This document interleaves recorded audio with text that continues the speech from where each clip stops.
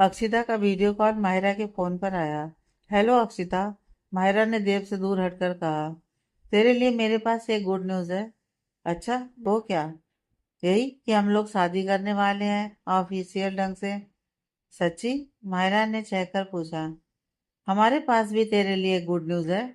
देव ने तुरंत माहिरा के पीछे आकर उसके कंधे पर दोनों हाथ रखकर कहा। देव, तुम यहाँ? अक्षिता एकदम चौंकी। अरे अक्षिता, मायरा ने कुछ कहना चाहा, पर देव इतने में बोला, हम दोनों शादी कर रहे हैं। व्हाट? अक्षिता एकदम चौंक पड़ी। अक्षिता कॉल की दूसरी साइड सोफे पर बैठी हाथ बांधे दोनों को घूर रही थी। वहीं मायरा नीचे नजर किए बैठी थी और देव उसके साइड में मुस्कुरा रहा था। अक्कू, तू जानती है, मैं वहां देव से मिलने नहीं, इलाज के लिए जा रही। मैं कभी उसका प्यार एक्सेप्ट नहीं करूंगी। अक्षिता बड़े ड्रामेटिक अंदाज में माहिरा की बातें दोहरा रही थी, जिसे सुन माहिरा आंखें नीचे सुन रही थी। वहीं देव मजे लेते हुए कभी माहिरा को तो कभी अक्षिता को देख रहा था। क्या ऐसे दांत दिखा रहा है? बेटा, तू इंडिया आ, तेरे सारे दांत तोड़ दूंगी। अक्षिता ने देव की मुस्कान देख खींचते हुए कहा। अरे मैंने क्या किया? देव एकदम बोला। क्या किया? साले माँ लव स्टोरी बना रहा है और या तो उससे बात तक नहीं कर रहा, जैसे माँ से कितने गम में गुम हो। अरे यार, सच में ये लड़की अब तक नहीं मानी थी। ये लगा ले, बस तेरे कॉल से पहले ही हाँ बोला है। देव ने तुरंत अपनी तरफ से सफाई दी। हाँ, बिना हाँ बोले ये माँ से रिश्ता ले आए? अक्षिता झूठ बोल रहा है ये। माहिरा ने तुरंत टांग खींचने के इरादे से बोला। ओह, कितनी झूठी है तू।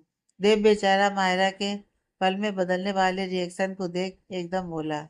ए, झूठ उसने नहीं तूने बोला है, अक्षिता ने तुरंत कहा। अरे यार सच में। लेकिन जब उसने अक्षिता और मायरा की हल्की सी मुस्कान देखी तो वो समझ गया। अच्छा, मेरे मजे लिए जा रहे हैं? हाँ हाँ, ले लो। मैं भी योहान सर के आने के बाद बताऊंगा। क्यों भाई, क्या हुआ? क्यों याद किया जा रहा है मुझे? योहान अक्षिता के साइड में बैठ उन दोनों को मुस्कुराते देख बोला। आपका भाई? अक्षिता एकदम चौंकी। बस 20 मिनट पहले। योहान ने भी अक्षिता की तरफ देखकर कहा। व्हाट? मैंने ध्यान कैसे नहीं दिया? अक्षिता एकदम बोली। क्योंकि तुझे कुछ ध्यान ही कहाँ रहता है, इसलिए आजकल तू योहान जी पर ध्यान ही कहाँ देती है। देव ने चिंगारी लगाई। ओए, कुछ भी मत बोल। अक्षिता ने एकदम डपटा। साथ ही मायरा ने चिकोटी काट दी। ये सही है तुम दोनों का। देव एकदम बोला। एक डांटती है और दूसरा तो हाथ पैर चलाने पर आ जाती है। हाथ इनके भी कम कहाँ चलते हैं। योहान ने अक्षिता को देख कहा। क्यों? आपको कहाँ मारा योहान सर? देव ने पूछा। बता दूं? योहान ने आंखों ही आंखों में इशारा किया। अक्षिता एकदम लाल पड़ गई, क्योंकि योहान के गले पर अक्षिता का दिया हुआ लब बाइट अभी भी था। अच्छा सुनो, मैं जरा डिनर बना लूं, फिर बात करती हूँ। यह कह अक्षिता ने दोनों को बाय कह फोन काट दिया। फिर वो तुरंत योहान की तरफ मुड़कर, ज्यादा उड़िए मत, मैं दिखाऊं आपके कारनामे? हाँ दिखाइए ना। योहान ने तुरंत बड़ी गहरी आवाज में कहा। अक्षिता भी एकदम सकपकाकर उठते हुए, मैं खाना बनाती हूँ, आप फ्रेश हो जाएं। फ्रेश तो मैं हूँ, आप चाहें तो चेक कर सकती हैं। योहान ने अपनी शर्ट का एक बटन खोलते हुए बड़े मस्खरी वाले अंदाज में कहा। ज्यादा रोमांस सूझ रहा है? अक्षिता बेहद प्यारी मुस्कान देकर सोफे पर दोनों हाथ टिकाकर योहान को देखते हुए बोली। योहान, अब एक घुटना सोफे पर रख और दूसरे पैर को जमीन पर रख। अक्षिता के चेहरे की तरफ अपना चेहरा बढ़ाकर, वो तो आपको देखकर अपने आप ही बाहर आ जाता है। यह कह योहान अक्षिता के होठों की तरफ झुका ही था कि अक्षिता उसके पेट पर तेज से चिकोटी काट देती है। आउच! योहान एकदम पेट पकड़कर सोफे पर बैठ जाता है। कितनी जालिम हो तुम। हाँ हाँ, सही कहा, जालिम हूँ मैं। मेरी थीसिस का फाइनल एग्जाम है अगले 2 दिन में, और आपको रोमांस सूझा है? मेरा टीचर मुझे फेल करने से पहले 1 मिनट भी नहीं सोचेगा। अक्षिता ने फिर योहान को ताना मारा और हंसते हुए जाने लगी। योहान ने तुरंत अक्षिता की कलाई पकड़ी और उसे अपनी तरफ खींचा। अक्षिता सीधा योहान की गोद में आकर गिरी। वो एकदम उसकी गोद से उठने के लिए कसमसाने लगी, पर योहान उसे कसकर पकड़कर बैठ गया और उसके उठने की नाकाम कोशिश देख मुस्कुराकर उसे देखने लगा। बड़ा मजा आ रहा है मुझे परेशान करके? अक्षिता रूठी रूठी सी बोली। नहीं, बस इंतजार कर रहा हूँ जब तुम्हें कोशिश छोड़ मुझे देखो तो मैं ये बता सकूं कि अब ये टीचर घूसखोरी करता है और घूसखोरी में मुझे बस एक चॉकलेट खानी है। बस इतनी सी बात। अभी रुकिए मैं लाई। ये कह अक्षिता जल्दी से चॉकलेट लाई और यूहान को दी। यूहान दोनों हाथ बांधकर, नहीं तुम खाओ। पक्का? फिर मत कहना कि मैंने चॉकलेट नहीं दी, अक्षिता ने एकदम वार्न करते हुए कहा। कह ही नहीं पाऊंगा, रोहन ने शरारत से कहा। पर अक्षिता को उसकी शरारती मुस्कान न दिखी और वो अपने कंधे उचकाकर, जैसा आप कह रहे हैं, यह क्या उसने चॉकलेट आदि मुंह में रखकर उसे देखा ही था कि रोहन तुरंत उसके होठों की तरफ झुक गया और चॉकलेट के साथ साथ अक्षिता के होठों पर भी अपना आधिपत्य जमा लिया। कुछ देर बाद जब अक्षिता को सांस लेने में दिक्कत हुई तो योहान हाँफते हुए पीछे हुआ। अक्षिता खपा खपा नजरों से योहान को देखते हुए, बहुत बदतमीज हो गए हैं आप। अरे, इसमें मेरी क्या गलती है? मेरा बिटर एंड स्वीट कॉम्बिनेशन का चॉकलेट खाने का मन था तो। ये कही योहान ने अक्षिता के माथे से अपना माथा लगा दिया। अक्षिता भी अब मुस्कुरा गई। बावले हो गए हैं आप। हाँ, मुझे भी लग रहा है, कहकर योहान भी हंस पड़ा। मायरा और देव नीचे आए। मायरा की मॉम और मामा मामी जी टेंशन में सोफे पर बैठे थे। दोनों को सीढ़ियों से उतरते देख मायरा की मॉम ने एकदम देव को देखा। देव पहले तो उदास चेहरा बनाता है, फिर एकदम मायरा की कमर में अपना हाथ डाल उसे करीब कुड़ी मान गई। देव की मुस्कान देख सबके दिल में सुकून ठहर गया। मायरा की मॉम ने मायरा के पूरे चेहरे पर प्यार की बौछार कर दी। तुझे नहीं पता मायरा, तुम मुझे कितनी बड़ी खुशी दी है। मैं दुनिया की सबसे खुशनसीब माँ हूँ जिसे ऐसा दामाद मिला है। एक है मायरा की मॉम ने देव के सामने हाथ जोड़े, पर देव ने तुरंत उसके हाथ थाम लिए, उन्हें गले लगा लिया। नहीं आंटी, खुशनसीब तो मैं हूँ जो मायरा के मिलने के बाद आप मिली, जिन्होंने मुझे बताया एक माँ का प्यार क्या होता है। आपने मायरा, मुझ में और अक्षिता में कभी कोई भेदभाव नहीं किया। जो प्यार मैं अपने माँ बाप से चाहता था वो मुझे आपने दिया आंटी। माँ की तरह सम्मान दे रहे हो और कहे आंटी रहे हो। वाह जीजू, अलीसा ने टांग खींची। उसकी बात सुन सब हंस पड़े। वैसे जीजू, जूते चुराई में जो मांगूंगी वो देना पड़ेगा।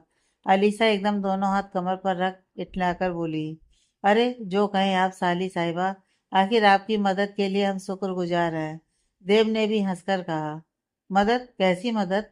मायरा ने एकदम पूछा। जीजू साली टॉप सीक्रेट, अलीसा ने एकदम कहा। पर आप सुन तो लें, मुझे क्या चाहिए? अलीसा ने देव से कहा। बताइए क्या चाहिए? देव ने प्यारे से अंदाज में कहा। ज्यादा कुछ नहीं, बस एनाटॉमी के एग्जाम में पास कर दो जीजू, अलीसा ने देव के कान में कहा। देव ने पहले आश्चर्य से उसे देखा और उसका ओवर एक्टिंग से भरा चेहरा देख एकदम हंस पड़ा। फिर वो अलीसा के बाल सहलाकर, आपको जानकर खुशी होगी कि आप पास हैं। कॉपीज मैंने चेक नहीं की, लेकिन आपका रिजल्ट पता चला मुझे। सच्ची? मैं पास हो गई? अलीसा एकदम चीखी। देख रही हैं आप, सिर्फ पास होने पर इतनी खुश हैं ये महारानी, अलीसा के पापा ने अपनी पत्नी को देखकर कहा।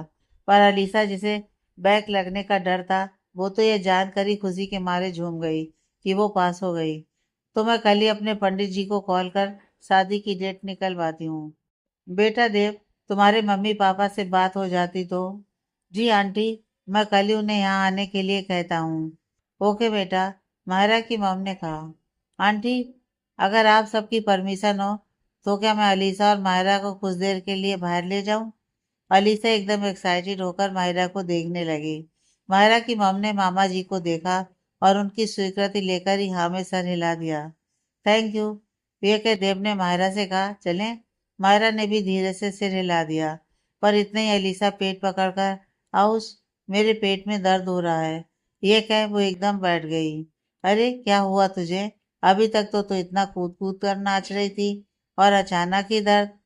वो शायद मैंने आज मोमोज खा लिए, लग रहा है गैस हो गई। सॉरी जीजू, पर मैं नहीं जा पाऊंगी, ये क्या उसने सबसे बचकर देव को आंख मार दी। देव अब हल्के से हंस पड़ा। हाँ हाँ, तू जा रेस्ट कर, कोई ना। मायरा की मॉम ने एकदम अलीसा का सर सहलाकर कहा। हाँ बुआ जी, मुझे भी लग रहा है आराम करने से ठीक हो जाएगा। कोई ना अलीसा, मैं रुकती हूँ तेरे पास, मायरा ने कहा। अरे अरे नहीं दी, आप लोग मेरी वजह से ऐसे जाना कैंसिल ना करें, मुझे अच्छा नहीं लगेगा। हाँ मायरा, तुम दोनों जाओ, हम सब हैं ना, हम देख लेंगे अलीसा को, मामा जी ने कहा। अब देव मायरा की तरफ इल्तिजाई नजरों से चलें। मायरा ने अब धीरे से सर हाँ में हिला दिया।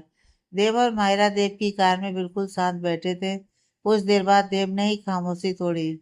कुछ बोलोगी नहीं? क्या बोलूं? अभी तक यकीन नहीं आ रहा। ऐसा लग रहा है जैसे सब सपना सा हो। कहते कहते ही मायरा की आंखों से एक आंसू टपक कर मायरा के हाथ पर गिर गया। देव ने अपनी कार बीच के साइड जाकर रोकी और उसने मायरा के हाथ पर अपना हाथ रख दिया। मायरा, यकीन मुझे भी नहीं हो रहा। बस उस हकीकत पर ही यकीन करने के लिए तुम्हारे साथ यहाँ आया हूँ, कुछ वक्त बिताने। अपना वक्त तुम्हारे साथ चलें? मायरा ने भी धीरे से सर हाँ में हिला दिया। दोनों बीच पर जाकर ठंडी रेत पर बैठ गए। मायरा खामोश सी सामने लहरों को देखती रही। कुछ देर बाद उसे ठंड का एहसास हुआ तो उसने अपने कंधे अपने दोनों हाथों से ढक लिए। देव ने यह देखा तो अपने कोट की एक बाजू उतारकर मायरा को अपने करीब आने के लिए कहा। मायरा थोड़ा सा हिचकिचाकर देव को देखती है। देखो यार, ठंड वाकई है। तो पूरा कोट तुम्हें देकर ठंड में मैं बैठूंगा तो बीमार हो जाऊंगा। लेकिन अगर तुम खुद मेरे पास आ गई तो ये एक कोट हम दोनों को गर्माई का एहसास दिला देगा। पर अगर तुम कंफर्टेबल नहीं हो तो ठीक है। ये कह देव अपना कोट उतारने लगा। पर मायरा थोड़ा सा खिसक कर देव के करीब आ गई। देव के चेहरे पर मुस्कान आ गई। उसने एक बाजू मायरा के कंधे पर डाल उसके कंधे पर हल्का सा दबाव बनाकर अपने कंधे पर उसका सर टिका लिया। मायरा ने कोई विरोध नहीं किया, पर उसकी आंखें अब फिर से समुद्र की लहरों पर टिक गईं। क्या देख रही हो मायरा? देव, मैं ये रिश्ता निभा पाऊंगी ना? मैं भी एक शादीशुदा जीवन ढंग से जी पाऊंगी ना? मुझे इस बीमारी के चलते कभी तुम्हारी लाइफ के साथ या कभी अपनी लीग के साथ कोई कंप्रोमाइज तो नहीं करना होगा। नहीं, कभी नहीं। देव ने अब मायरा के सर पर अपना सिर टिकाकर बेहद दृढ़ता से कहा। इतना विश्वास मुझ पर कैसे है तुम्हें? कैसे है ये नहीं पता, पर है। और खुद से ज्यादा है, ये पता है। तुम अपनी इस कंडीशन के साथ जिस कॉन्फिडेंस के साथ खड़ी हो, अपनी पढ़ाई पूरी की है, कभी भी अपने आप को कमता मत समझना। मैं भी एक डर्मेटोलॉजिस्ट हूँ। मैंने अपने सामने बहुत से ऐसे लोगों को देखा है जो इस कंडीशन के साथ काफ़ी ज़्यादा डिप्रेशन में चले जाते हैं, क्योंकि उन्हें लगता है कि वो एक नॉर्मल इंसान नहीं है। खाने में रिस्ट्रिक्शन, कपड़े पहनने में रिस्ट्रिक्शन, और तो और किसी भी बात पर जरा सा स्ट्रेस उनकी सिचुएशन को बंद कर देता है। वो लोग इस चीज़ के इतने फेड अप हो जाते हैं कि वो सीवियर डिप्रेशन के शिकार हो जाते हैं। पर तुम इन सब तकलीफों के बाद भी कैसे इतनी मजबूती के साथ खड़ी हो? I am so proud of you Myra. Dev की बात सुन मायरा देव के सीने से लग गई। देव को एक झटका सा लगा, पर फिर उसने भी अपने दोनों हाथ मायरा के इर्द गिर्द बांध दिए। हाय, अगर ऐसे रोज की मुझे 20-30 झपियां और 2-3 पपी मिल जाएं तो दिन बन जाए, देव ने शरारत से कहा। पर मायरा उसकी बात सुन उसके सीने पर मारकर, बहुत ज्यादा बेशरम हो तुम। हाँ हूँ, तभी तो अब तक एक किस के लिए तरस रहा हूँ, है ना? देव ने मायरा की आंखों में देखते हुए कहा। मायरा उसके शब्द सुन एकदम अपनी नजर झुका गई। मैं आई। देव ने मायरा के हाथ पर अपना अंगूठा बेहद ही प्यार से सहलाते हुए कहा। मायरा के पूरे शरीर में करंट सा दौड़ गया। साथ ही उसके होंठ कुछ कहने को हिले, पर कह न सके। देव ने कुछ पल इंतजार किया, पर मायरा की तरफ से रजामंदी ना पाकर वो दूर हटने को हुआ। लेकिन इतने ही मायरा ने आगे बढ़कर जल्दी से देव के होठों को अपने होठों से छुआ। सामने डूबते सूरज की रोशनी उनके चेहरे के बीच अपनी शामक बिखेर रही थी और कुछ पल में ही उससे दूर जाकर बैठ गई। देव की आंखें एकदम बड़ी हो गईं। उसने पहले अपने होठों को छुआ और फिर मायरा को देखा, जो उसकी तरफ पीठ करके बैठी थी। देव अब उसकी तरफ खिसक कर उसे अपनी गोदी में बिठा लेता है और कोट दोनों के सर पर डालकर बिना मायरा की बात सुने उसके अधरों को अपने अधरों में कैद कर लेता है। मायरा भी देव के साथ इन एहसासों में डूबती चली गई। कुछ देर बाद दोनों अपनी चढ़ती सांसों को थामने के लिए एक दूसरे से दूर हुए और मायरा देव से नजर ना मिला सकी, इसलिए उसने अपना चेहरा देव के सीने में छिपा लिया। देव ने भी मुस्कुराकर उसे अपने आलिंगन में बांध लिया। अगले दिन मायरा के पास वीडियो कॉल आया। वीडियो कॉल पर समर्थ, सांची, अक्षिता थे। अक्षिता ने बताया कि उनकी शादी की डेट 2 महीने बाद निकली है। इतना ही माहिरा के घर पर भी माहिरा की मॉम ने कहा कि उनके पंडित जी ने 16 दिसंबर की डेट निकाली है। नो, अक्षिता ने कहा। क्या हुआ अक्षिता? माहिरा ने पूछा। हमारी डेट भी 16 दिसंबर है। व्हाट? अब माहिरा भी चीखी। नो, मुझे तेरी शादी एंजॉय करनी है, माहिरा ने कहा। मुझे भी, अक्षिता ने भी रुआसी आवाज में कहा। अब सबने पंडित जी की ओर देखा, जो माहिरा की मॉम के साथ वीडियो कॉल पर थे। तो उन्होंने दूसरी डेट तुरंत खोजी, लेकिन अब बात मार्च में जा रही थी, जो ना देव को मंजूर थी। और योहान तो दिसंबर के लिए भी ना नुकर कर रहा था, क्योंकि साची का कहना था तब तक अक्षिता उसके साथ रहेगी। इतने ही समर्थ ने कहा, अरे मेरे पास सॉल्यूशन है, क्यों ना तुम दोनों की शादी एक साथ कर दी जाए। क्या कहते हो आप सब? समर्थ ने वीडियो कॉल पर दोनों पक्षों की तरफ देखा और सबके चेहरे पर छपी सिकन पल में मुस्कान में बदल गई। तो तय रहा कि अक्षिता और मायरा की शादी मेरे रिजॉर्ट जिसम में होगी। ये रिजॉर्ट कब लिया आपने जीजू? अक्षिता ने चहकते पूछा। अब सिर्फ वीडियो कॉल पर सारे बच्चे ही थे और ये नाम थोड़ा कॉम्बिनेशन नहीं लग रहा, मायरा ने कहा। समर्थ बस मुस्कुरा गया। उसने कुछ नहीं कहा। हाँ, ये सांची का ची और समर्थ का सम मिलकर बना है, योहान ने कहा। अब समर्थ हल्के से हंस गया। तेरा दिमाग अब थोड़ा ज्यादा काम करने लग गया है। सही जा रहा है मेरे शेर, समर्थ ने कहा। योहान ने मुंह बिचकाया। उसकी इस हरकत पर सब हंस पड़े। वैसे जीजू, आप कब कर रहे हैं हमारी सांची दी से शादी? मायरा ने मजे लेते हुए पूछा। उसकी बात सुन सांची एकदम सकपकाई और समर्थ बस हंस गया। उसकी हंसी सांची के दिल में जाकर कहीं चुभी। पर समर्थ ने इतनी सफाई से झूठ बोला। यार, अभी मुझे लगता है एक बार ये जो रनिंग प्रोजेक्ट है वो कंप्लीट कर लूं, फिर देखते हैं। मैं कोई जल्दीबाजी नहीं चाहता। समर्थ की बात सुन सांची गहरे गिल्ट में चली गई। सांची दी, जरा नजर रखना, बाहर इनकी लड़कियां दीवानी कम नहीं है। पता चला आप बस इंतजार करती रह गई और कोई और ही उड़ा कर ले गया हमारे जीजू को, अक्षिता ने कहा। सांची ने जैसे ही यह बात सुनी, उसके चेहरे पर घबराहट ने कब्जा कर लिया। नहीं, समर्थ किसी और के साथ नहीं, बिल्कुल भी नहीं।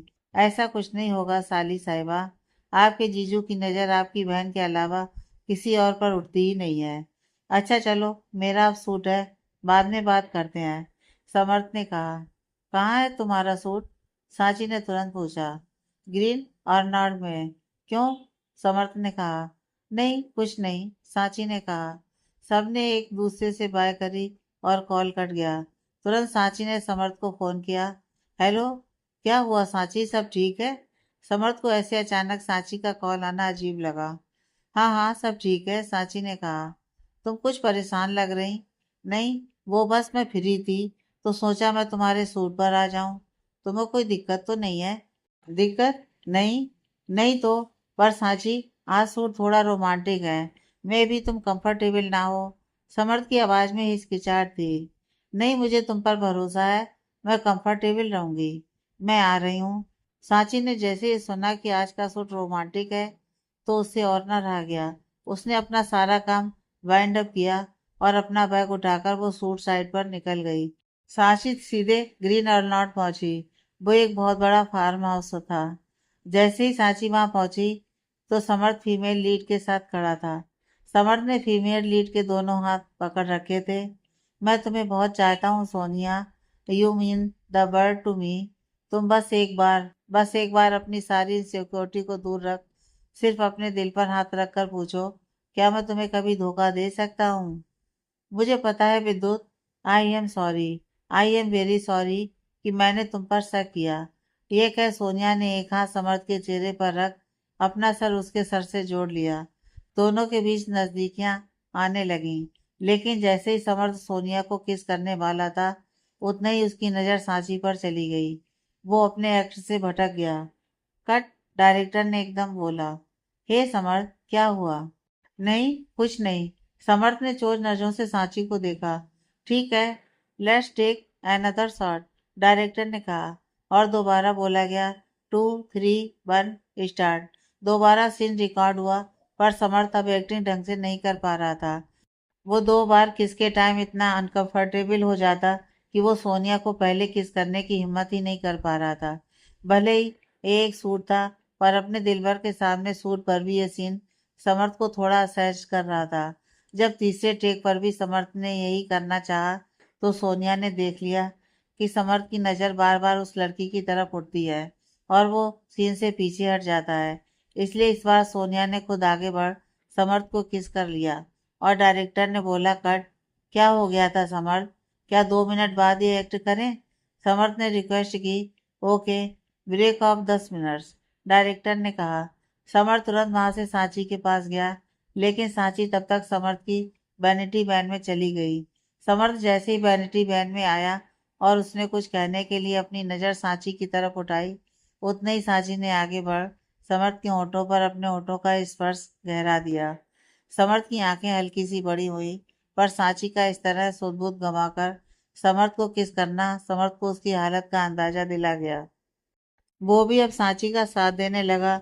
जब सांची को सांस लेने में दिक्कत होने लगी, तो उसने अपनी उतरती चढ़ती सांसों के साथ दूर होकर समर्थ को देखा, जो उसे ही गहरी नजरों से देख रहा था। सांची की जलन उसके चेहरे में, उसके होठों के स्पर्श में साफ बयान थी। तुम पर सिर्फ मेरा हक है, आया समझ? सांची ने अपना सिर समर्थ के सर से जोड़कर उसके कॉलर को पकड़कर अपने करीब करते हुए कहा, ये हक कभी भी तुमसे दूर नहीं जाएगा। ये हक सिर्फ और सिर्फ मेरी सांची का रहेगा। समर्थ ने भी अब सांची की कमर पर हाथ रख बेहद धीमे से कहा। सांची ने अब नजरें उठाकर समर्थ को देखा, जिसमें सच्चाई थी। वो सिर्फ एक्ट है, जिसमें ना मेरे दिल में सोनिया के लिए कोई फीलिंग थी और ना ही सोनिया के दिल में। उसका खुद बॉयफ्रेंड है Jackson. She is my good friend, Samarth ने समझाया। हाँ, देखा मैंने, कितनी अच्छी फ्रेंड है। तभी आगे बढ़कर उसने तुम्हें किस। सांची कहते कहते रुआंसी हो गई और उसने अपनी नजरें फेर ली। सांची, ये मेरा काम है, मैं एक एक्टर हूँ, हमें हर किरदार निभाना होता है। वो एक दोस्त के नाते सिर्फ उस काम को पूरा कर रही थी जिसे मैं चाह कर भी नहीं कर पा रहा था। वो मेरी असहजता भाप गई थी, पर इस सीन को बार बार रीटेक कर हम शूट का टाइम डिले कर रहे थे। सांची ने कुछ नहीं कहा, पर वो अब पीट करके खड़ी हो गई। समर्थ ने सांची को अब पीछे से ही गले लगा लिया। क्या अब जलन शांत हुई? हूँ, सांची ने नामे से रिला दिया। समर्थ ने अपना गाल सांची के गाल से सटा दिया। अब समर्थ की आवाज मदोस हो चली थी। हूँ, सांची की सांसें भी गहराने लगी। समर्थ ने अब सांची की गर्दन और कंधे के जोड़ पर अपने शुष्क होंठ रख दिए। अब सांची की पकड़ अपनी जीभ पर कस गई और उसने अभी अपना सर नामे हिला दिया। समर्थ ने एक हाथ से सांची के पेट पर दबाव बनाकर उसे अपनी तरफ घुमा दिया। सांची का सर सीधा समर्थ के सीने से जा टकराया, पर सांची ने अपनी नजर अभी नहीं उठाई। समर्थ ने सांची को अपने सीने से लगा लिया और उसके कान में अपनी मधुर आवाज में बोला, ये मेरे दिल की धड़कन सिर्फ तुम्हारे इतने करीब आने पर इतनी बेतरतीबी से धड़कती है, वरना अब तक मुझे लगता था कि मैं सिर्फ फ्लर्ट करने के लिए बना हूँ। लेकिन तुम्हारे आने के बाद मुझे यकीन हुआ कि ये दिल मुझसे गुस्ताखी कर गया। वो किसी के लिए भी धड़क सकता है, रुक भी सकता है, इंतजार भी कर सकता है और बेकरार भी हो सकता है। तभी फार्म हाउस में एक गाना बजने लगा। हाथों से लकीरें यही कहती हैं कि जिंदगी जो है मेरी तुझी में अब रहती है। समर्थ अब सांची का एक हाथ थामकर और दूसरा उसकी कमर पर रख इस गाने पर थिरकने लगा। सांची बस नजरों में प्यार भरकर एकटक समर्थ को देखे जा रही थी। उसने आज दिल ही दिल में कुछ फैसला कर लिया था। कुछ दिन बीते। चलिए जल्दी से दही चीनी खिलाइए। अक्षिता फॉर्मल कपड़े पहने हाथ में अपनी फाइल पकड़े ईवान के सामने मुंह खोले खड़ी थी। ईवान उसे दही चीनी खिलाते हुए, आई नो, तुम बहुत अच्छा करोगी। हाँ, आज कोई खड़ूस प्रोफेसर ना हो, पिछली बार की तरह, अक्षिता ने मजे लेते हुए कहा। ईवान अक्षिता का कान खींचते हुए, मतलब सब कुछ बदल जाएगा, लेकिन तुम्हारा ताना देना नहीं बदलेगा ना? हाँ, लग रही है योहान सर, ड्रामेबाज। ईवान ने अक्षिता को सीने से लगा लिया। अक्षिता भी उसके गले लग, फाइनली आज के बाद I will be graduate. Yes, you will is it, Yohan ने भी उसे अपनी बाहों में कसते हुए कहा। हाँ, योहान अक्षिता को लेकर कॉलेज जाता है। थोड़ी तेज चलाइए वरना लेट हो जाएंगे। तुम ऑलरेडी आधा घंटा जल्दी हो, फिर भी हमें इस बार कोई कोताही नहीं चाहिए। इस बार कोई कोताही नहीं होगी, योहान ने दृढ़ता से कहा।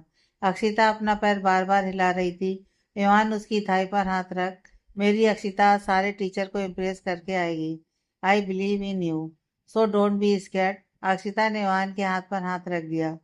वो दोनों कॉलेज पहुंचे तो अक्षिता योहान को एक नज़र देख कॉलेज के अंदर भाग गई। आज दोनों ही कॉलेज के कार पार्किंग में एक साथ उतरे। उन्हें देख कई स्टूडेंट की आंखें सिकुड़ गईं, पर आज ना फर्क अक्षिता को पड़ा था और योहान के लिए तो यह कोई कंसर्न ही नहीं था।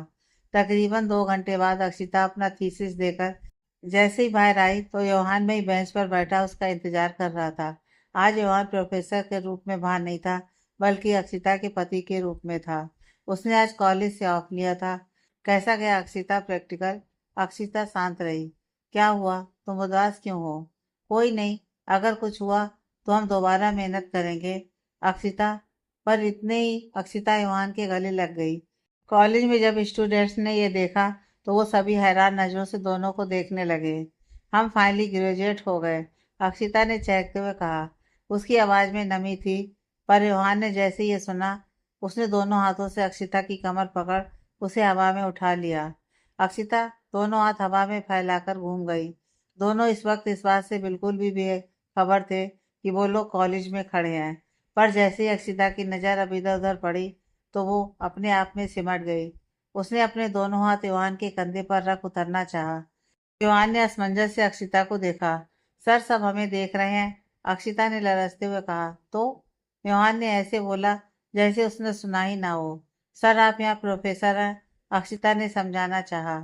मैं फिलहाल तुम्हारा पति हूँ, and I can love you, hug you, tease you, kiss you. बस बस, क्या कहे जा रहे हैं आप? अक्षिता ने योहान के मुंह पर अपना हाथ रख दिया। उसका चेहरा शर्म से लाल हो गया। योहान ने अक्षिता को नीचे उतारा। अक्षिता तुरंत वहां से जाने को हुई, पर योहान ने उसका हाथ पकड़ लिया। चलो, आज तुम्हारी मन पसंदीदा जगह जाते हैं। कहाँ? सरप्राइज, ये कह योहान अक्षिता को लेकर कार की तरफ बढ़ गया। अक्षिता योहान एक कैफे में जाते हैं। कैफे के साइड में वाटरफॉल था और गिलास की कवरिंग थी, जिससे उस आर्टिफिशियल वाटरफॉल को अब बस व्यू के तौर पर देख सकते थे। कैफे का वातावरण भी काफ़ी ठंडा और सुहावना था। यहाँ इतनी अच्छी जगह भी है, मुझे तो पता ही नहीं था, अक्षिता ने कैफे को देख चहकते हुए कहा। तभी वहाँ कैफे का मैनेजर आया। वेलकम योहान सर, मैनेजर ने बड़े सभ्य से कहा। थैंक यू मनोज, और अच्छा चल रहा है ना कैफे तुम्हारा? अरे सर, आप ना होते तो हेमंत सर तो मेरी जॉब लगने ही ना देते। आपकी कृपा से सब बढ़िया चल रहा है।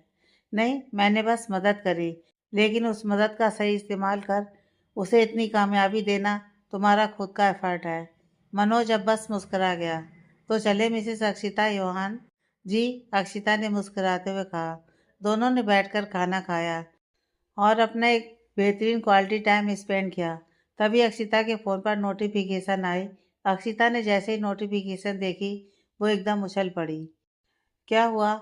मेरे को केजीआर से जॉब ऑफर आया है। यह कहते वक्त अक्षिता की जबान और हाथ दोनों कांप रहे थे। योहान ने तुरंत अक्षिता के हाथ थाम लिए। तो ये तो अच्छी बात है। योहान बेहद खुश था। आप जानते हैं कि इस सपने को मैंने खुली आंखों से देखा है सर। मुझे यकीन नहीं था कि मेरे कार्टून इतनी बड़ी कंपनी में सिलेक्ट हो जाएंगे। यह कह अक्षिता मुस्कुराते हुए रोने लगी। जब खुशी हद से ज़्यादा बढ़ जाती है तो आंखें अपने आप ही नम हो जाती हैं। यही हाल अक्षिता का था। योहान ने उसे गले लगा लिया। मेरी अक्षिता है ही इतनी इंटेलिजेंट, भला उसे कोई मना कर सकता है आपके सिवा? अक्षिता ने हंसते हुए फिर ताना कसा। ओह, कब माफ करोगी आप देवी मुझे? योहान ने उसे सीने से लगा ही सरनामे हिलाया। इस जिंदगी में तो ये मेरा वो अस्त्र है जो हमारी हर लड़ाई का द एंड बना करेगा, अक्षिता ने इतराकर कहा। तुमसे लड़ेगा कौन? योहान की आवाज़ में अब मदहोशी थी। रहने दो, जरा सी गलती पर तो डांटने लग जाते हो। अक्षिता लेकिन अपनी धुन में ही कही जा रही थी। वो तो इसलिए कि तुम प्यार से मनाओ। यह कह योहान ने अक्षिता की कमर पर धीरे से अपना हाथ सरकाकर उसकी कमर पकड़ अपने करीब कर लिया। क्या कर रहे हैं आप? हम कैफे में हैं। अक्षिता एकदम योहान का हाथ हटाते हुए आसपास नजरें दौड़ाते हुए बोली। हाँ, बट ये साइड ग्लासेस कवर्ड है, तो वहाँ वाले हमें नहीं देख सकते, योहान ने अब अक्षिता के करीब आते हुए कहा। फिर भी अक्षिता ने एक हाथ हटाना चाहा, पर तब तक योहान ने आगे बढ़ उसके गाल को चूम लिया। अक्षिता एकदम शर्माकर, सर, हाँ, ये क्या? उसने फिर अक्षिता के गाल को चूम लिया। Sir please. हूँ। सर पर तो मैं नहीं रुकूंगा। यह क्या, उसने फिर अक्षिता का गाल चूम लिया। योहान प्लीज। अक्षिता ने धड़कते दिल और बेकाबू सांसों को कंट्रोल करते हुए कहा ही था कि योहान ने अक्षिता के होंठों पर अपने होंठ का एक गहरा स्पर्श छोड़ दिया। अक्षिता ने बड़ी आंखें कर योहान को देखा तो वो तब तक सीधा बैठ चुका था। क्या था यह? अक्षिता ने तुनकते हुए कहा। क्या तुम अपनी इस मधुर आवाज से मेरा नाम लो और मैं अपने उमड़ते जज्बातों को कंट्रोल कर जाऊं? ऐसा हो सकता है भला, मेरी भोली बीबी? योहान ने अक्षिता की नाक हल्के से एक उंगली से छूते हुए कहा। मतलब अट भी मेरी और पट भी मेरी। अक्षिता ने योहान को घूरा। ऐसे टुकुर टुकुर देखोगी तो इस बार का किस कुछ लम्हे का नहीं होगा पत्नी जी। अब अक्षिता यह सुन तुरंत सीधी होकर बैठ गई। वहीं योहान भी मंद मंद मुस्कुरा गया। कुछ दिन बीते कि एक दिन अक्षिता के पास मैसेज आया कि आज उसे और योहान को मरमेड पॉइंट आना है। आज कोई बहाना नहीं है। आज का दिन तेरी बहन के लिए बहुत इम्पोर्टेंट है। शादी को बस एक महीना ही बचा था अब, इसलिए सब शादी की तैयारी में बिजी थे। ऐसे में सांची का यह मैसेज आना। वैसे भी कल से अक्षिता सांची के घर ही जा रही थी रहने के लिए।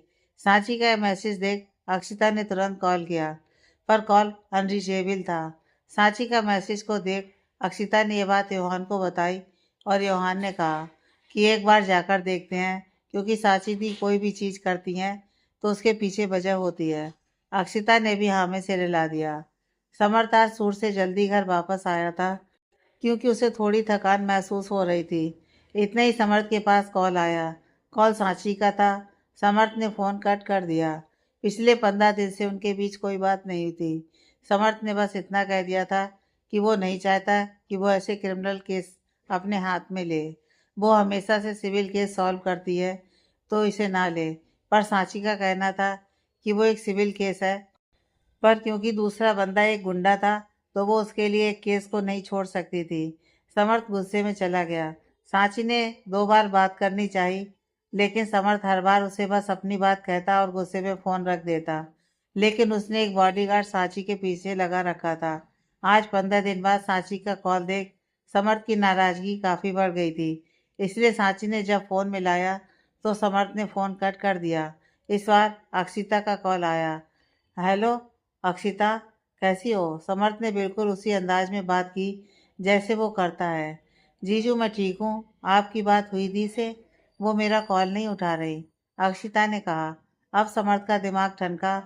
नहीं, मैं अभी मिलाता हूँ उसे कॉल। यह क्या, उसने फ़ोन रखा। समर्थ ने जैसे ही फ़ोन मिलाया तभी सांची की घबराती आवाज़ आई। समर्थ मुझे बचाओ, ये गुंडे। समर्थ आओ। सांची, सांची कहाँ हो तुम? समर्थ के अंदर की थकान पल में छू हो चुकी थी। वो तुरंत ही हरकत में आया और अपनी गाड़ी की चाबी उठाकर वो भागा। सांची टेल मी, कहाँ हो तुम इस वक्त? समर्थ बुरी तरह बेचैन हो गया था। मुझे नहीं पता समर्थ, मैं कहाँ हूँ। सांची की आवाज़ इस वक्त बेबस सी थी और काफ़ी अलग भी थी। सांची तुम अपने आसपास देखो, कुछ है ऐसा जो लैंडमार्क बन सके। यहाँ पर एक होर्डिंग है, समर द फेमस पॉइंट करके। समर समझ गया सांची इस वक्त कहाँ पर है। Sanchi I am just reaching to you, लेकिन तब तक please hold my love. Samar की आंखें लाल हो चुकी थीं। उसने तुरंत योहान को कॉल मिलाया, पर योहान का कॉल नहीं लगा। उसने बॉडीगार्ड को कॉल लगाया। बॉडीगार्ड ने फ़ोन उठाया। कहाँ हो तुम गार्ड? डैम इट, समर चीखा। सर मैं तो सांची मैडम की फर्म के बाहर हूँ। सांची अपने ऑफिस में नहीं है। एक बार मुझे सांची मिल जाए, तुमसे तो मैं बाद में निपटूंगा। उसने गुस्से में फ़ोन फेंक कर मारा और अपनी गाड़ी की स्पीड बढ़ा दी। वो बहुत हड़बड़ी में फेमस पॉइंट पहुंचा। दूर दूर तक कोई नहीं था वहाँ, लेकिन एक बड़ा सा हॉल था जो इस वक्त बिल्कुल खाली था। शाम के अंधेरे में वहाँ वो हॉल भी एक अजीब वाइब दे रहा था। उसने चीख कर सांची का नाम पुकारा, लेकिन कोई जवाब नहीं। वो वहाँ से मुड़ने को हुआ कि उस हॉल में से आवाज़ आई, समर्थ। समर्थ ने बिना देर किए उस हॉल के अंदर भागा और हॉल के अंदर आते ही पूरा हॉल जगमगा उठा। सांची ब्लू बॉडी का ड्रेस पहने चेयर पर बेहद प्यारी मुस्कुराहट लिए उसे देख रही थी। उसे देख समर्थ घुटनों पर दोनों हाथ रखे गहरी गहरी सांस लेने लगा। उसके दिल में जितना सुकून सांची को देखकर उतरा था, उतना ही गुस्सा उसकी आंखों में उतरा जब उसने आसपास का माहौल देखा। तभी तेज आवाज आई, सरप्राइज। बहुत सारे पार्टी प्रॉपर एक साथ फूटे। देव, मायरा, अक्षिता, योहान सब वहीं थे। पर समर्थ अभी भी गुस्से में सांची को देख रहा था। वो तेजी से सांची के पास गया और अक्षिता तुरंत सांची के सामने आ गई। सॉरी जीजू, पर यह प्लान मेरा था। समर्थ ने उतरती चढ़ती सांसों के बीच अक्षिता को घूरा और उसने मासूम सा चेहरा बना दिया। समर्थ ने अपना चेहरा फेर लिया। जीजू, दीदी से नाराज ना हो, वो तो ये सब नहीं करना चाहती थी, पर मैंने ही कहा कि थोड़ा एक्साइटिंग बनाते हैं। समर्थ ने अब सांची को देखा, जो खुद भी अब बेचैन हो गई थी समर्थ को इतने गुस्से में देखकर। आई एम सॉरी जीजू। समर्थ ने अब एक गहरी सांस छोड़ी और बस सर हाँ में हिला दिया। वो उसके बाद आसपास की सजावट देख असमंजस में सबको और फिर सांची को देखने लगा। तभी सांची ने धीरे से समर्थ का हाथ अपने हाथों में ले लिया। समर्थ की नजरों में हल्का सा रोष आया। मैं केस जीत गई समर्थ, सांची ने धीमे से कहा। समर्थ ने अपना हाथ खींचना चाहा, पर सांची ने उसे कसकर थाम लिया। इतने ही धीमी आवाज में गाना बजने लगा। थोड़ा थोड़ा शोर है दिल में, थोड़ा थोड़ा गुमसुम है, थोड़ी थोड़ी साफ है बातें, थोड़ी थोड़ी उलझन है। समर्थ की नजरें अब सांची से मिली। सांची समर्थ के गाल पर अपना हाथ रख गाना के बोल दोहराते हुए, थोड़ा थोड़ा शोर है दिल में, थोड़ा थोड़ा गुमसुम है, थोड़ी थोड़ी साफ है बातें, थोड़ी थोड़ी उलझन है। फिर वो अपनी पीठ समर्थ के सीने से लगाकर अपना चेहरा उसके कंधे पर रख माहेरू दे सकूं, कर मेरी चाहत कबूल। सांची अपना हाथ समर्थ के कंधे पर रख उसके चारों ओर घूमते हुए माहेरू दे सकूं, कर मेरी चाहत कबूल। फिर सांची समर्थ के दोनों हाथ अपने हाथों में लेकर अपनी आंखों में ढेरों जज्बात लिए। तुमसे मिली हूं तो यूं लगा खुद से हुई हूं मैं रूबरू। समर्थ का गुस्सा भी अब कहीं गुम हो गया। समर्थ सांची के चेहरे को अपने दोनों हाथों में लेकर गाने के बोल दोहराकर तुमसे मिला तो यूं लगा खुद से हुआ हूं मैं रूबरू। सांची की आंखों से अब आंसू निकलने लगे। अक्षिता तुरंत वहां से जाने को हुई, पर योहान ने उसका हाथ थामकर उसे जाने से मना कर दिया। मायरा ने भी देव का हाथ थाम लिया और उसकी आंखें भी अब पनीली हो गईं।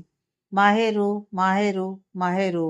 समर्थ ने अब सांची के आंसू बड़े प्यार से पोंछे और सरनामे हिलाकर रोने से मना कर दिया, पर सांची ने अब समर्थ के सीने से लग गाने के बोल दोहराए। कैसे हुआ, ये कब हुआ, उस पल का मैं करूं शुक्रिया। इसी के साथ गाने के बोल भी बंद हुए और समर्थ ने सांची को अपने सीने से लगा लिया। बाकी चारों ने तालियां बजा दी, पर सबकी आंखें नम थीं। समर्थ जैसे ही सांची से अलग हुआ तो सांची तुरंत एक घुटने पर समर्थ के सामने बैठ गई। समर्थ की आंखें आश्चर्य से बड़ी हो गईं। तभी सांची ने अपना हाथ आगे बढ़ाकर समर्थ का हाथ मांगा। समर्थ की आंखें अब नम हो गईं। वो भी तुरंत सांची के सामने दोनों घुटनों पर बैठ गया।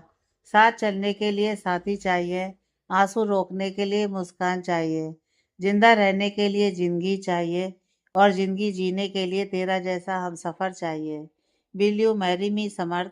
सांची की आवाज में अब नमी और चेहरे पर मुस्कान थी। समर्थ भी अब हंसता हंसता रो पड़ा। यस। उसने एक हाथ सांची के हाथ पर रखा और सांची ने उसे रिंग पहना दी। समर्थ ने बिना देर किए सांची के होठों को चूम लिया, जिसे देख अक्षिता ने सीटी मार दी। वहीं योहान ने अपनी नज़र फेर ली। देव ने माहिरा के गाल पर किस कर दिया, खुशी के मारे, और माहिरा देव के गले लग गई। आज तो मज़ा आ गया, है ना सर? मतलब क्या प्रपोजल था, वाह। मैं सांची दी के लिए बहुत खुश हूँ। आखिर उनकी ज़िंदगी में भी अब एक ऐसा इंसान है जो उन्हें उनसे ज़्यादा चाहता है, और वो समर्थ जीजू का किस, वाह मज़ा आ गया। अक्षिता में गाड़ी बैठी नॉन स्टॉप बोले जा रही थी। मैं योहान बस मुस्कुराया जा रहा था। योहान अक्षिता के चेहरे की खुशी देख खुद भी मुस्कुरा गया। तुम खुश रहा करो, बेहद अच्छी लगती हो। योहान ने एक नज़र अक्षिता को देख सामने रास्ते पर नजर करते हुए कहा, और जब आप मेरी तारीफ करते हैं तो टूटकर प्यार आता है आप पर, पता है आपको? अक्षिता एक हाथ अपनी ठोड़ी के नीचे कर प्यार से योहान को देखते हुए बोली। अच्छा। यह कह योहान ने एक हाथ अक्षिता की कमर में डाल उसे अपने करीब कर लिया। आप भूल गए? आप अब नो रोमांस, शादी तक आप और मैं अब दूर दूर रहेंगे। यह कह हंसते हुए अक्षिता ने योहान का हाथ अपनी कमर से हटाकर उसकी जांघ पर रख दिया। दैट नॉट फेयर यार। अच्छा, एक किस तो दे सकती हो। यह कह योहान ने साइड में कार रोकी। किस चाहिए आपको? यह कह अक्षिता योहान के करीब आई और योहान ने अपनी आंखें बंद कर लीं, पर अक्षिता ने योहान की नाक पकड़कर उसे खींच दिया। आउश, ये क्या था? योहान खींचा। देखा मैंने कैसे आपने अपनी नजरें फेर ली थी जब समर्थ जीजू ने सांची दी को किस किया था। अब तो आपको किस तभी मिलेगा जब आप सबके सामने मुझे किस करेंगे। अक्षिता ने आंखें मटकाते हुए कहा। ये क्या बात हुई यार, मुझे ऐसे सबके सामने अपने पर्सनल मोमेंट शेयर करना अच्छा नहीं लगता। मुझे शर्म आती है, योहान ने साफ कहा। अरे बीवी तो आपकी हूँ, किसी पड़ोसी की थोड़ी हूँ। अक्षिता तुरंत तुनक कर बोली। ओए, योहान ने चिताया। अच्छा बाबा ठीक है, लेकिन खुद की बीवी को किस करने में कैसी शर्म। अच्छा ठीक है, होठ पर ना सही, गाल पर ही सही। अगर शादी में आपने सबके सामने मुझे गाल पर किस किया तो जो आप चाहेंगे वो मैं करूँगी। अक्षिता ने कहा। ये क्या बकवास है, ऐसा कुछ नहीं होता। तुम मुझे अभी किस करोगी, ईवान ने एक बच्चे की तरह कहा। नहीं बिल्कुल नहीं, अक्षिता ने नामे से रिलाया। अक्षिता यार, ये कैसी जिद है, यूहान ने बेचारगी से मुंह बनाया। अगर जिद है तो जिद ही सही, अक्षिता ने कंधे उचकाए। फाइन, यह कह यूहान ने मुंह फुलाकर गाड़ी आगे बढ़ा दी। अक्षिता ने यूहान का चिढ़ा हुआ चेहरा देखा तो उसके गाल खींच लिए। मेरे क्यूट हस्बैंड। पर अब यूहान कुछ नहीं बोला। मायरा और देव मायरा के घर पहुंचे। उन लोगों को शादी इंडिया में आकर ही करनी थी। देव ने अपने पेरेंट्स से मायरा को मिलाया। उन्हें लव मैरिज से कोई प्रॉब्लम नहीं थी, क्योंकि उनका इंटरफेयर वैसे भी देव की लाइफ में बहुत कम रहा। लेकिन जब मायरा ने उन्हें अपनी बीमारी के बारे में बताया तो देव की मम 2 मिनट के लिए ठिठक गई। पर देव के पापा ने तुरंत मायरा के सर पर हाथ रख दिया। फ्लैशबैक। हमें हमारे बेटे की चॉइस पर नाज है। आज अगर उसने तुम्हें यह सुनकर छोड़ दिया होता तो मुझे सच में गिल्ट होता कि मेरा बेटा एक अपाई सोच का मालिक है। अगर प्यार है तो अपने हमसफर को हर हाल में अपनाने की हिम्मत रखनी होती है। तुम तो खुद अपनी इस तकलीफ से लड़ रही हो, ऊपर से दुनिया की बातें ऐसे जख्मों पर अंगारे बरसाती हैं। अगर उसमें एक प्रेम की छांव बनकर मेरा बेटा तुम्हारी जिंदगी में आएगा तो मुझे बेहद खुशी होगी। देव के पापा के यह शब्द सुन देव जितना हैरान था उतना ही मायरा भी, क्योंकि देव से हमेशा उसे अपने पेरेंट्स के बारे में कंप्लेंट सुनने को ही मिली थी। पर मायरा फपक कर रो पड़ी। देव की मॉम ने तुरंत आगे बढ़ उसे सीने से लगा लिया। ना मेरे बच्चे, इसमें रोना क्यों।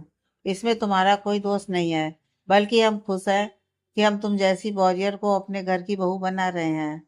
आप लोग सच में मेरे ही मॉम डैड हो ना, कहीं बदल तो नहीं गए मुझसे दूर होकर।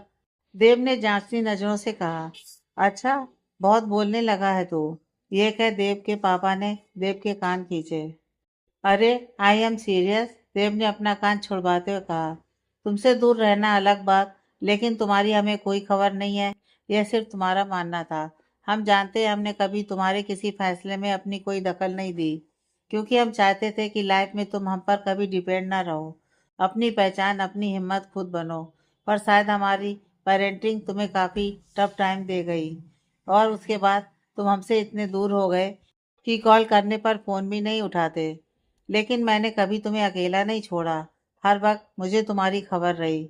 जब तुम अक्षिता और मायरा के साथ इंडिया थे, और तब भी जब मायरा की वजह से तुम लंदन गए, और तब भी जब तुम लंदन में रहकर मायरा के लिए खुद से लड़ रहे थे, और तब भी जब तुम्हारा एक्सीडेंट हुआ। अच्छा, तो आए क्यों नहीं मुझसे मिलने आप मेरे एक्सीडेंट वाले दिन। मामा जी आए थे अगले दिन, लेकिन आप लोग नहीं आए। देव की आवाज में उदासी आ गई। क्या तुम सच में चाहते थे कि हम तुम्हें उस हालत में देखें जिस हालत में तुम बन चुके थे, फुल मजनू टाइप्स। मेरे आदमी हमेशा तुम्हारी खोज खबर के लिए रहते थे। अब ये बहाने हैं। लड़का बिस्तर पर पड़ा था और आप खोज खबर ले रहे थे। देव ने मुंह बनाया। देव के पापा ने हंसकर टाल दिया, पर उसकी माँ तुरंत बोली। अगर हमने तुम्हें स्पेस दिया बेटे, तो तुमने भी कभी हमें कॉल करके हमसे हमारा हालचाल नहीं पूछा। उस समय तुम्हारे पापा की सर्जरी थी, लेकिन जैसे ही उन्हें यह पता चला कि तुम्हारा एक्सीडेंट हुआ है तो उन्होंने तुरंत सर्जरी करवाने से मना कर दिया। पर तुम्हारे मामा जी ने ज़बरदस्ती उन्हें रोका कि वो आएंगे तुम्हारे पास, जिस पर तुम्हारे पापा ने कहा कि तुम्हें उनकी सर्जरी के बारे में ना बताएं। देव की माँ ने सारी बात बताई। सर्जरी किस चीज़ की, क्या हुआ डैड आपको। देव एकदम बोला। तुम्हारे पापा के 80% हार्ट आर्टरी ब्लॉकेज था, जिसकी वजह से इन्हें काफ़ी इश्यू आ रहे थे। फिर फाइनली इनकी हार्ट सर्जरी हुई, एंड पिछले हफ्ते ही हम लोग डिस्चार्ज हुए हैं। मम, आपने क्यों नहीं बताया मुझे। देव की आवाज़ में अफसोस और आंखों में शर्मिंदगी थी। कोई बात नहीं बच्चे, अंत भला तो सब भला। देख मैं बिल्कुल ठीक हूँ, अब तू चिंता मत कर। अब बस हमारी बहू को हमारे घर लाने की तैयारी कर। देव के पिता ने देव का गाल थपथपा दिया। देव ने कुछ देर उन्हें देखा और फिर उनके सीने से लग गया। I am sorry dad. It's okay बच्चा, गलती हमारी थी। हमारी शक्ति ने तुझे हमसे दूर कर दिया और उसके बाद हम चाह कर भी वो खाई नहीं भर पाए। यह कह देव के पिताजी की आंखें भी नम हो गईं। मायरा भी देव की मोम के सीने से लग रो पड़ी।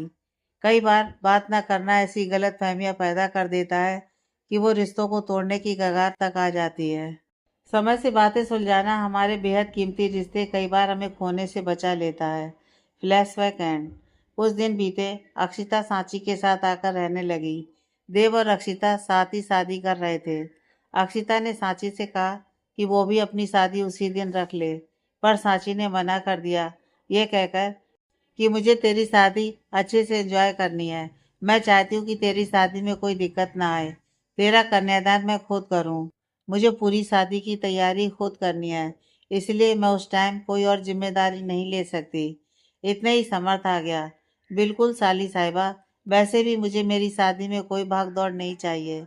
मैं आपकी दीदी के साथ एक एक पल जीना चाहता हूँ, और वो आपकी शादी के साथ तो हो नहीं पाएगा, क्योंकि आपकी दी ये जो 10 टन का तनाव लेकर घूमती हैं, उसके साथ मेरे हसीन पल तो कहीं ख्वाब बनकर रह जाएंगे।